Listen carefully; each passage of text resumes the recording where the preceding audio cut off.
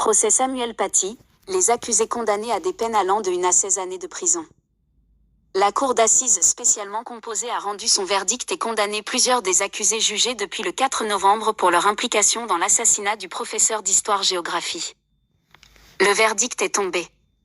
La cour d'assises spécialement composée a condamné vendredi plusieurs des 8 accusés jugés pour leur implication dans l'assassinat de Samuel Paty, le 16 octobre 2020, dans les Yvelines.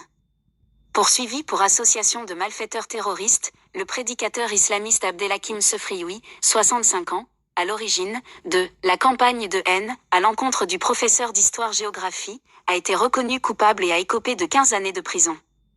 Dans ses réquisitions lundi, le parquet avait demandé une peine de 12 ans de réclusion criminelle à son encontre, assortie d'une période de sûreté des 2/3. 13 ans pour le père de la collégienne. Son co-accusé, Brahim Knina, a été condamné à 13 années de prison. Ce Marocain de 52 ans est le père de la collégienne qui a menti en accusant faussement le professeur d'avoir discriminé les élèves musulmans de sa classe à l'occasion d'un cours sur la liberté d'expression où il a présenté une caricature de Mahomet. Le parquet avait requis 10 ans de réclusion à son encontre, assortie d'une période de sûreté des 2/3, ainsi qu'une interdiction du territoire français, ITF.